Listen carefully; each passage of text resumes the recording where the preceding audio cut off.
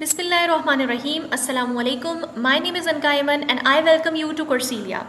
In today's video, we are going to talk about FIA, Assistant Director Investigation, Inspector Investigation, Syllabus. लेकिन syllabus पर चलने से पहले मैं कुछ लोगों की क्वेरीज को क्लियर करना चाहूँगी कि टेस्ट कब होगा, रोल नंबर स्लिप कब आएगी, टेस्ट का सिलेबस क्या होगा, किस किस पोस्ट के टेस्ट एक्सपेक्टेड हैं।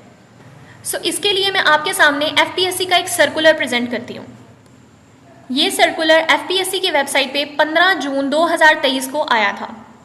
कुछ लोगों ने इसको सिर्फ चेंज ऑफ सेंटर के नाम से पढ़ा और जिन्होंने अपना सेंटर चेंज नहीं करना था उन्होंने इसको कम्प्लीटली पढ़ना गवारा नहीं किया।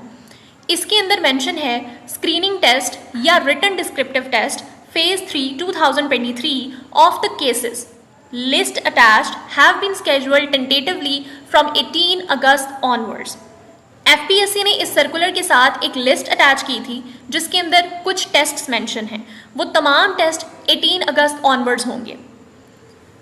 अगर तो आपने सेंटर चेंज नहीं किया तो आपके पास 2 तारीख का टाइम है, लेकिन अगर आपने सेंटर चेंज कर लिया है तो आपके काम की ये चीज़ है, admission certificates showing centre of examination will be placed on FPSC website in the first week of अगस्त।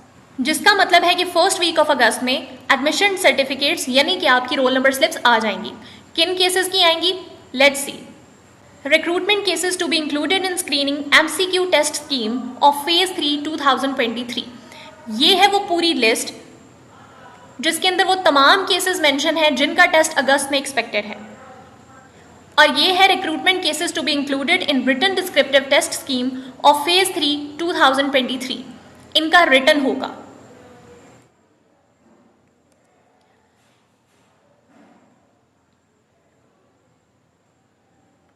इस लिस्ट का पीडीएफ लिंक डिस्क्रिप्शन में मेंशन कर दिया गया है और आप इसको एफपीएससी की वेबसाइट से भी डाउनलोड कर सकते हैं। Now let's move to the syllabus of both of the tests assistant director investigation and inspector investigation FIA. FPSC की वेबसाइट पे ये सिलेबस मेंशन है। ये एक ऑब्जेक्टिव टाइप यानी कि एमसीक्यू टाइप टेस्ट होगा जिसके 2 पार्ट्स होंगे। Part 1 will be of English 20 marks and part 2 will be of general intelligence और इसके 80 मार्क्स होंगे। जो इंग्लिश के 20 मार्क्स के एमसीक्यू होंगे उसमें वोकैबुलरी होगी, ग्रामर यूजेज होगी और सेंटेंस स्ट्रक्चरिंग होगी। जो आपका पार्ट 2 आता है जो जनरल इंटेलिजेंस है उसके अंदर आपका जीके आता है, एवरीडे साइंस, बेसिक अर्थमेटिक यानी कि मैथ्स का portion, current affairs, Pakistan affairs and Islamic studies और एफआईए एक्ट 1974।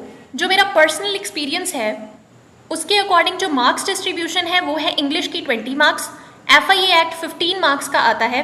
मैंने पिछले 3 सालों में एफआईए एक्ट से बमुश्किल ही 20 एमसीक्यूज कंप्लीट देखे हैं। एफआईए एक्ट से जो आपके क्वेश्चंस पूछे जाते हैं वो मोस्टली 15 होते हैं। इसके बाद आ जाता है आपका 15 मार्क्स का मैथ्स का पोर्शन जिसमें अलजबरा होगा, बेसिक अरिथमेटिक होगी, रेशोज के क्वेश्चन होंगे, परसेंटेजेस होंगे और मीन मीडियन मोड होगा। इसके बाद 30 मार्क्स आपके डिस्ट्रीब्यूट हो जाते हैं between Pakistan affairs, Islamic studies and current affairs. Islamic studies में से कभी कभार क्वेश्चंस आ जाते हैं लेकिन मोस्टली नहीं आते। पाकिस्तान अफेयर्स और करंट अफेयर्स का जो पोर्शन है, पाकिस्तान अफेयर्स से आपका बेसिक लेवल नॉलेज टेस्ट करते हैं वो, और करंट अफेयर्स में से आपके पास जो नेशनल और इंटरनेशनल लेवल पर रीसेंट 2 ईयर्स में कुछ डेवलपमेंट्स हुई होती हैं उनसे रिलेटेड क्वेश्चंस आते हैं। उसके बाद बचता है जनरल नॉलेज और एवरीडे साइंस। रिमेनिंग जो 20 मार्क्स हैं वो एवरीडे साइंस और जनरल नॉलेज में डिवाइड हो जाते हैं।